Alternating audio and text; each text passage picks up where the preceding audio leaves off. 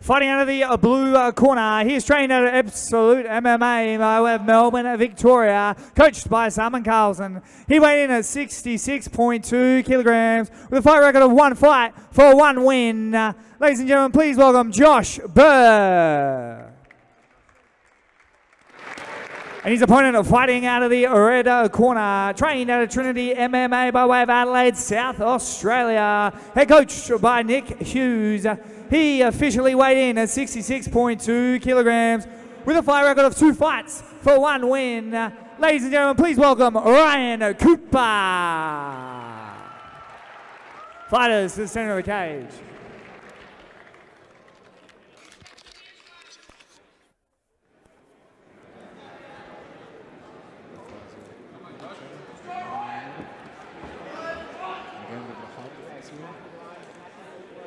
Josh looks nice, tall, looks like he's standing up high in his posture, he looks a bit apprehensive. And Ryan's looking at his feet, he's ready to come out. See how they're going, a touch gloves, and they're on. A lot of energy there from Josh. It looks like he's sparring though with that footwork and that punching. He looks a little bit green, but he got that leg. And they're going to break, there's that break in the punch, and there's that kick. But he's still sparring with his punches. And he's gone for that takedown attempt. Bit of energy in there. Ryan's defending well. He's got that leg. He's getting hips in there. They're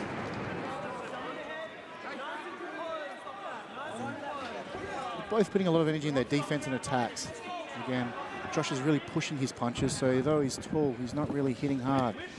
Though, that being said, it still hurts when you get punched in the face by anyone. Yes, it does. And I've just come from ring announcing to help you out with the commentary, sir. You are a good man. And it looks like both boys are just punching and kicking and doing all that sort of stuff that they expect in the cage. That is true. 2 young boys as well. Ryan Cooper, really eccentric too. Came out with the sunglasses. He did. Very dapper. Bringing sexy back with the beautiful tights as well. Josh needs to bend his knees a little bit on those takedown attempts, I think. He's running with those punches. Yeah, he's landed them, but his bum's a little bit too high on those takedown attempts. And when you've got stilts for legs like that, it makes it a little bit difficult to get on. There's a nice little up punch there by Ryan. A nice leg kick. That was a head kick, sorry. Ryan looks like he's starting to fatigue a little bit with this energy and work rate. Both guys got their mouths open. Bouncing around. Really working the high kick, both. They are. And even if it doesn't hit hard, it still hurts the arm. It still wears you down. But both boys also looking to take down as well, but still throwing the high kick with zero regard. So boys looking to take chances in these fights. That's it. I think Ryan's looking for those counter punches. He might time one too, but he's eating a lot on his own. These boys are both incredibly accurate. They are. They might not seem and there's a takedown by Ryan. He's on top. Josh didn't like that. He looked like he stalled for a bit. And he was changing gears to go from striking to ground game. And now he's trying to get back up to his feet. Absolute MMA, tremendous pedigree when it comes to jiu-jitsu in that gym. It's very true. And they got good fighters there, and there's a lot of sparring partners for the young fella. Without a doubt. So there's no slouch on the ground. There's no. There's a good spin, but then he ate a knee. Those not intentionally. When he pushes, sorry, go on. When he pushes those legs up, it really creates a lot of space, which right there for him to get back up. And that was impressive. He's a tall young fighter. He is very tall, very tall. Ryan's using his head well, and that's the coaching from Nick Hughes. Nick Hughes has got good jiu-jitsu, good MMA instincts. He knows how to coach his fighters well, and you can see that his guys are all using that head control, which is a good wrestling thing. See there, that pressure, and it's making it hard for Josh to do anything in the clinch. And there's those bottom knees, there's all attritional stuff. There's all stuff that's felt but not seen. 20 seconds remaining in round number 1. We've seen just about everything. We have. In this round.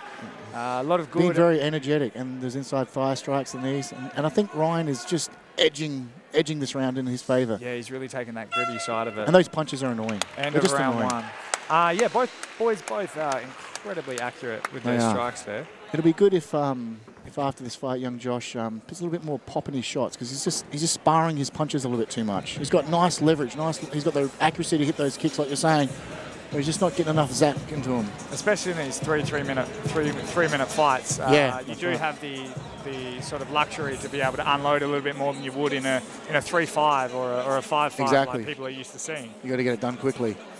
Now, how do you feel about corners having to back up?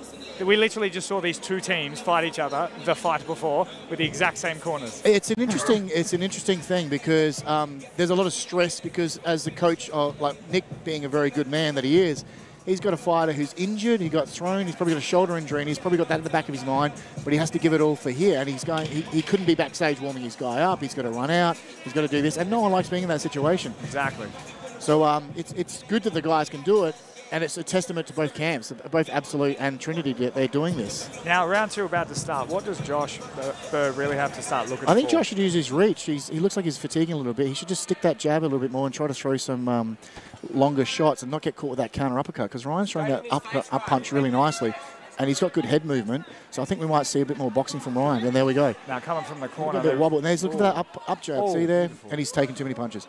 But he seems to be able to... Yeah, there's that counter. Josh Burr is down. And that's the difference between a punch and a sparring punch. And Josh is throwing light shots that are not really doing enough, but everything Ryan's throwing has a bit of consequence to it. It's true. Josh Burr is still fighting through, though. Those are hard shots from Ryan. He's taking a lot of damage.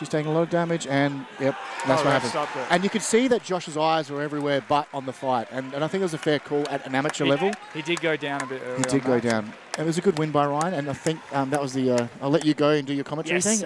Your double duty. It's a pleasure as always. Thank you. And then when you hit that counter... Well, ladies and gentlemen, referee stops the action 27 seconds into round number 2. For your winner by TKO, out of the red corner, Ryan Cooper.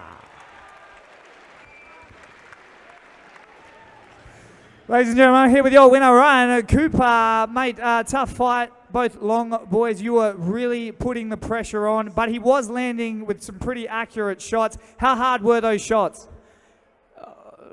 No harder than the guys in the gym, sorry. I spar with champions like Anthony Bino and Alan Philpott, Jake Chinales, Tim Rogers, all the other guys at the gym. I'm used to it. Now, mate, you are one of the best characters I've seen. You came out with the shades. How does it feel to put on a show for everyone in Adelaide? It's amazing to be able to do this in front of a home crowd. Yeah. Ladies and gentlemen, your winner, Ryan Cooper. I dedicate this fight to Tim Rogers. Unfortunately, 3 days before his fight, he got an eye injury and couldn't fight, and he might not come back. So I want to do that for you, Timmy. Thanks. What an amazing man, Ryan Cooper, ladies and gentlemen.